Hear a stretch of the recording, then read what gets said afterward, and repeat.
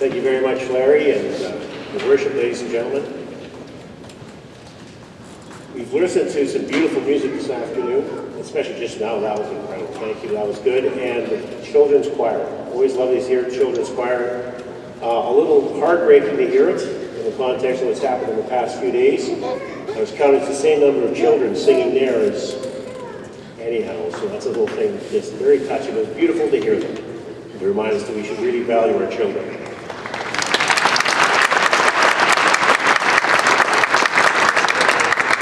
I just want to speak this afternoon about, and this is a perfect venue.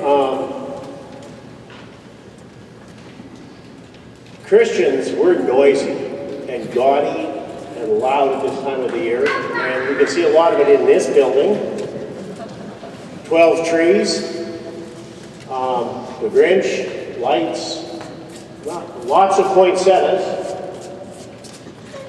And I know for other people it's maybe a bit of a surprise. All of this noise and the mysteriousness of it, like why do we have lights? Why do we have all this music? Why do we have all of this? Why do we have a tree lit up like this and dragged into our house?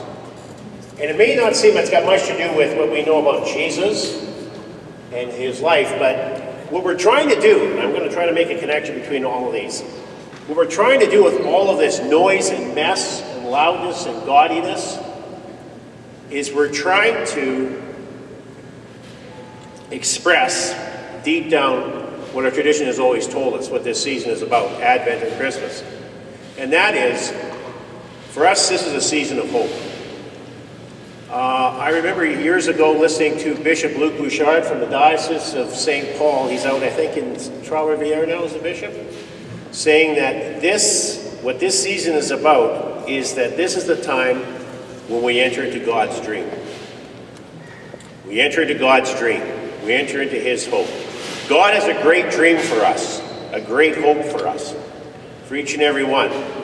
And we hear it through the prophets of the Old Testament, which we hear frequently at this time of the year, especially Isaiah, about the gathering together of all peoples and learning to live in peace and harmony and justice with one another.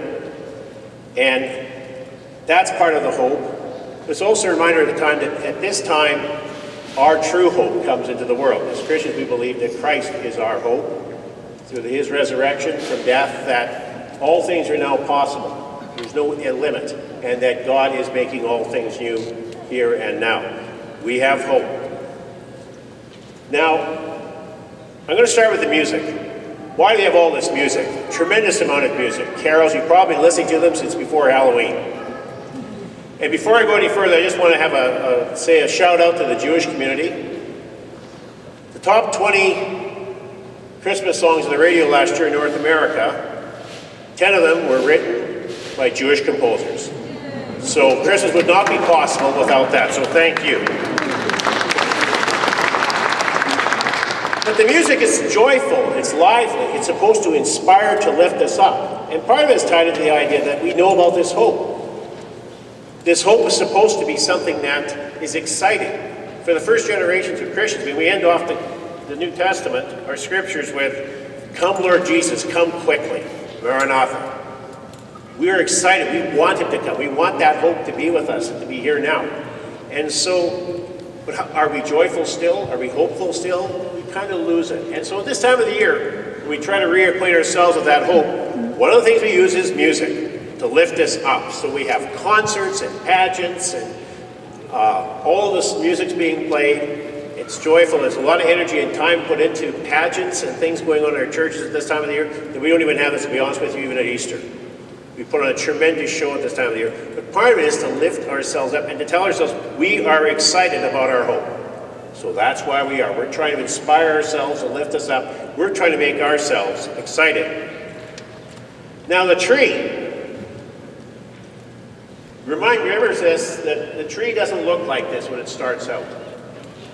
The tree is some forlorn thing sitting in those tree lots. Just go by there's a sad thing to see them all stacked against each other, or it's in a battered cardboard box in our basements. And we haul it up and we put that tree up and we assemble the tree, whatever it happens to be, and you look at it in the corner of your living room, it's bare, there's nothing to it. 2 hours later, we've got the decorations on, we've got the lights up. By that time, usually it's evening. And you know, you turn it on for that first time, you're sitting in the house looking at it. This room looks good. The tree looks great. It's a lovely thing to look at. But one of the things that's happening in that is the idea that something's being transformed. That a barren tree is lit up, decorated. We don't want it, we try to make it look like something different and magical and wonderful. And that is because that's what hope's supposed to be doing for us. Our hope is supposed to be transforming us, changing us. The barren tree, that thing in the cardboard box, that's us without hope. We know hope, and so this is what it looks like afterwards, these trees. That we are beings and creatures of hope, and that we're being transformed and changed by that hope.